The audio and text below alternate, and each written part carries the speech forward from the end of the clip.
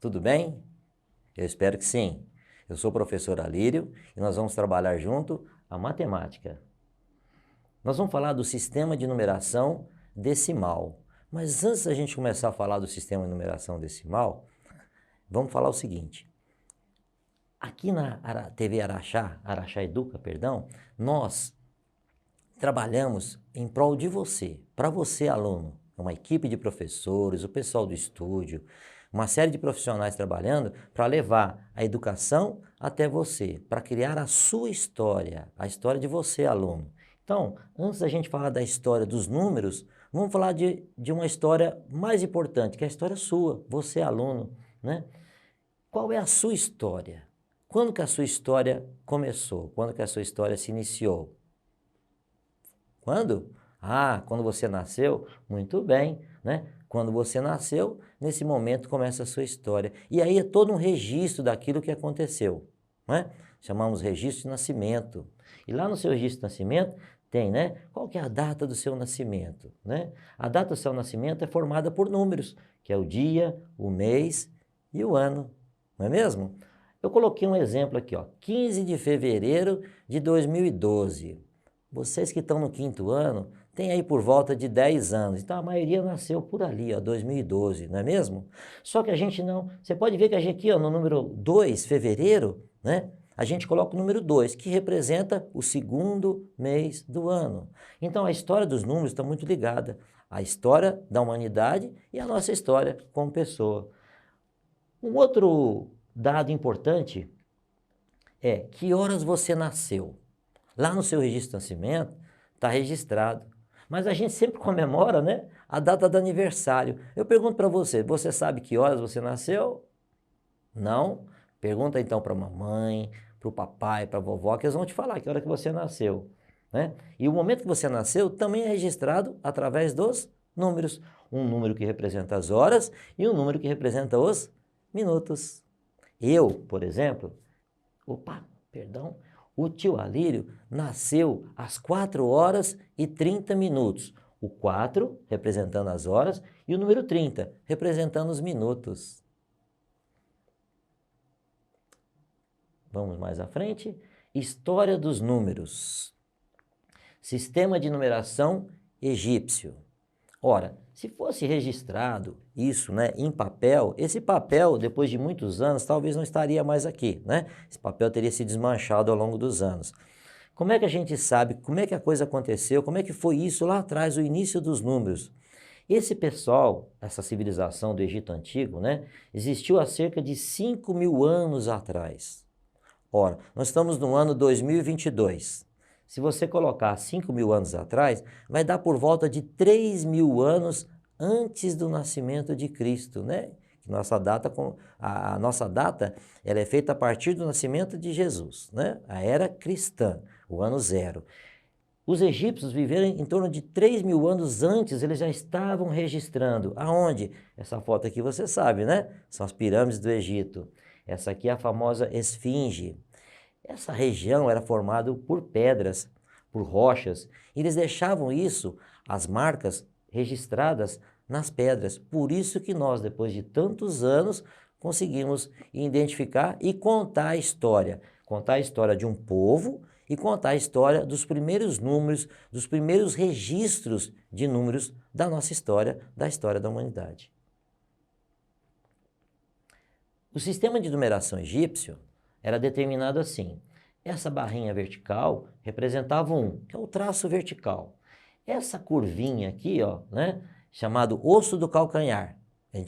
A ideia veio do osso do calcanhar. Representava o número 10. Esse outro aqui, ó, que era um laço de corda, uma corda, tinha representação de valor 100. Essa simbologia aqui, esse símbolozinho, representa a flor de lótus, que é uma flor que dá muito ali no Vale do Nilo, né? Ao longo do rio Nilo, essa flor é comum. Então eles chamavam, como tinha muitas dessas flores, eu falava, bom, essa flor vai representar para nós 1.000 unidades. Já esse outro símbolozinho aqui, ó, é o dedinho, era o dedinho dobrado, né? O dedinho dobrado tinha um valor de 10.000. Em seguida, eles resolveram adotar a imagem, né, o símbolo do girino, né, que é o girino?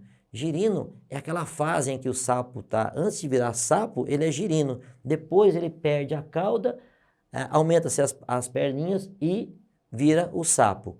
Por que o girino, professor? Porque também a gente acredita que em volta ali do Rio Nilo tinha muitos, né, flor de lótus, tinha girino, que era uma região pantanosa.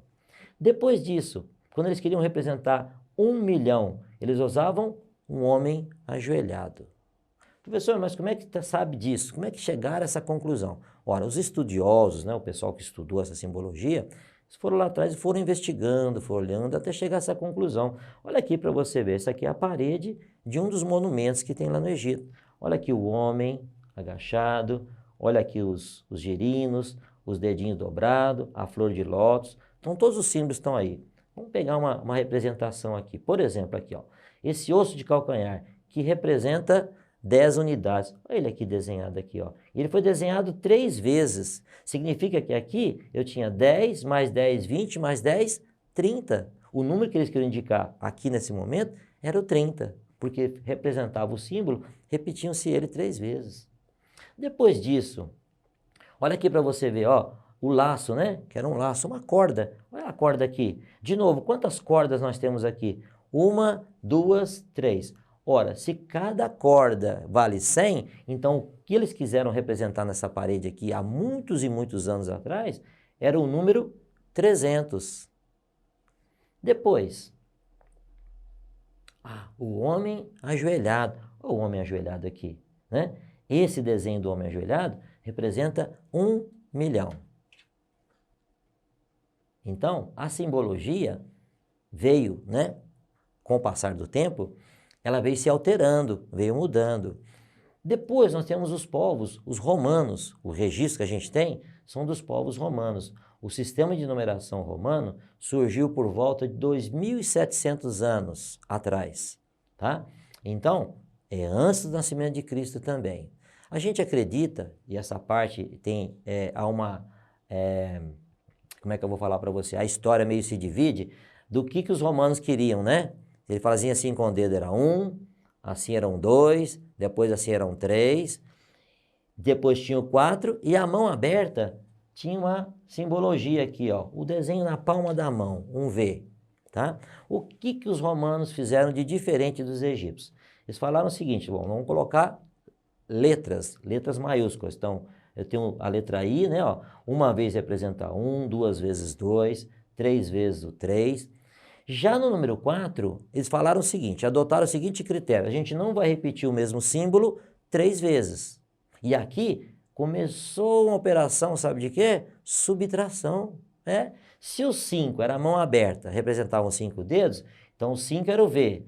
1 antes do 5, ó, 1 antes do 5. Então 5 menos 1, 4.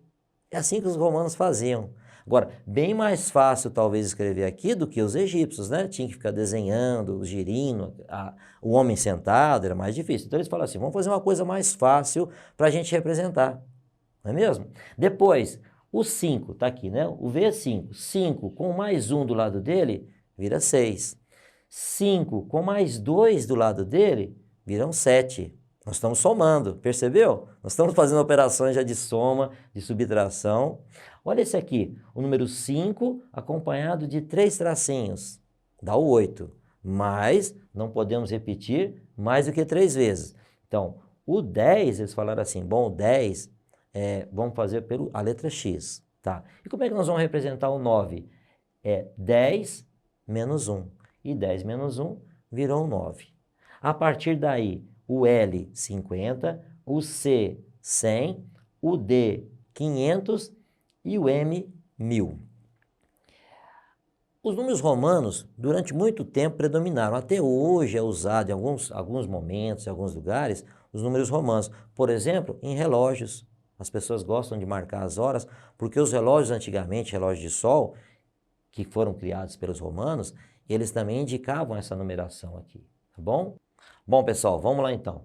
Continuando aqui. Sistema de numeração indo-arábico. A palavra indo-arábico é a formação de dois povos, os povos hindus e os povos árabes, ok? Os povos hindus 300 anos antes de Cristo, tá? Então, 300 anos antes de Cristo, eles criaram essa simbologia, ó.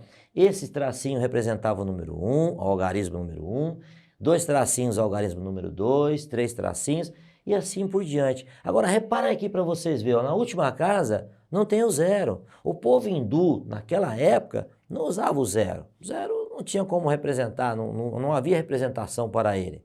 Ao passar dos anos, com a necessidade de montar números, né, de fazer a composição dos números, perceberam que havia necessidade da inclusão do zero também.